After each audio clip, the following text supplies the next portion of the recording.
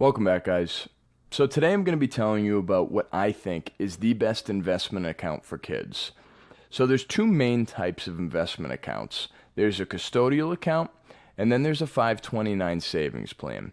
Now, a 529 savings plan is basically for your child's future college or university, and that's it.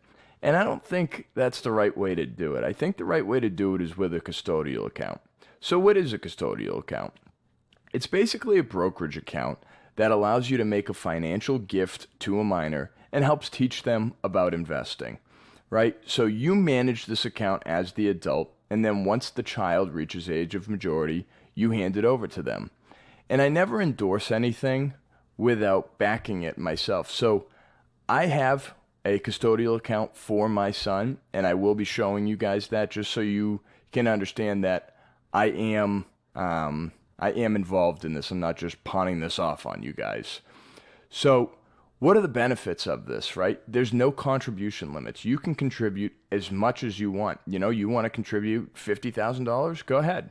But at the same time, there's no gift tax incurred of contributions up to $17,000 or $34,000 per couple. So anything over that, you're going to get taxed, but there is no limit.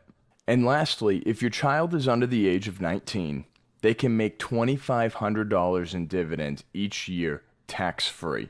So this is a fantastic account so far. Moving on, all assets are held in the child's name. So once you deposit money into this account and buy shares, it's officially your child's permanently. There are no takebacks, okay? Next, 20% of the assets will be considered when applying for financial aid. This is a penalty from the government that I do not agree with. I don't think this should be a thing. They're basically penalizing children who are becoming financially illiterate and also penalizing the parents for caring about their child's financial future. So I do not agree with that one bit. I don't agree with much the government does anymore. Either way, moving on. A custodial account is an irrevocable gift. So once your child reaches the age of majority, so it's typically 18 or 21. I live in Texas, so here it's 18. So once my son turns 18, I have to then give this account over and it's fully his, whether I like it or not. You always start this account. Well, you don't always. I started this account while I was young. Who knows, Your child could end up growing up and resenting you. Either way, it's still their money.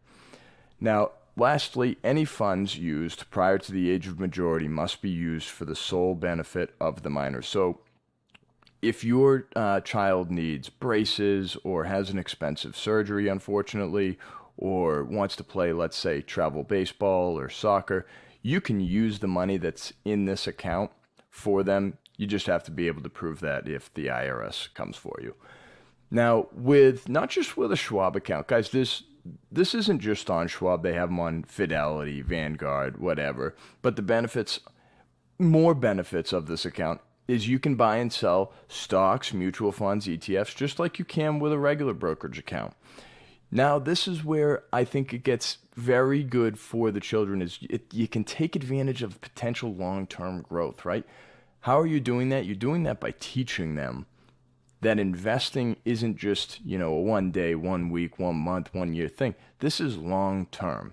So I think this is why a custodial account is so much better than a 529. You're doing this with them side by side. Now you can set aside this money for your child's retirement, right? They can set this aside for their retirement. They can use it for college tuition still, or they can use it for a down payment for a car, a house in the future. Maybe they want to get into real estate investing. Maybe they want to start a business. They can use this for whatever. And then lastly, I want to say just with Charles Schwab, I'm not sure about anywhere else, zero minimum opening deposit, no maintenance fees, and no commissions. So I like that about it. Now, getting over to this account here, I'm going to show you my son's account. This is his account. This is what the platform looks like. And it's exactly what it would look like if I were to open up a brokerage account here. This is exactly what it would look like. So once your child, maybe when they turn 10, 11, 12, and they might get into this stuff, you can show them this. And they can even trade themselves, right? So you can go up here, stocks and ETFs, and you can get him into it. So I've been buying him VU, and again, I've been endorsing VU religiously on my channel here. I have 3 shares for him already. He can come on here and buy more VU, right? He can just do it. He can learn how to do all of this stuff. So I think that's a fantastic aspect of a custodial account. Now, just for those of you who are into, future numbers and need maybe a little bit of motivation, here's what it would look like, okay? So my son, we started with $1,400, right? He's currently 1 year old, so let's give it 17 years because 18 years is age of majority, and then I have to hand it over. And let's give him, 7% return rate on this thing. And let's say I can add $200 a month for him until he starts working, and hopefully he can contribute more. But let's say that's what we're going to do.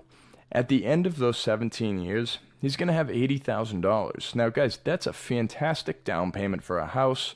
That might be able to cover all of college if he wants to go there.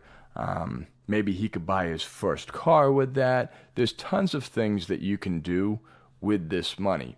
But also, you can teach him about the importance of, like what we were saying, that long-term growth after 27 years. So when he's 28, this thing hits 193, $193,000. That's a pretty serious chunk of money. That's a down payment for a very impressive house. But like they were saying with Charles Schwab, you can use this and retire. So if he kept this thing for 57 years, he'd have 1.7 million. Now that might not be enough to retire then, but hopefully he'd have a job where he were adding more and more and more. So this is how you can set up your child to have, a positive financial future, and you can train them to be financially literate, right? So I think this is definitely the best way to do it. I don't agree with doing a 529, but a lot of employers offer a 529. I'm not saying don't do a 529. A lot of employers offer it. If they offer it and you know that your child's going to be one to go to university, then absolutely go ahead and do a 529. There's many benefits to it, but I think the best way to raise a child and teach them about financial literacy is with a custodial account, because they're going to be able to trade just like this, okay? They're going to be able to do the daily things. It's going to get them into their own money. They're going to be able to project their own future. I think this is absolutely, definitely the way to go. So I hope you guys enjoyed. Thanks for watching. See you on the next one.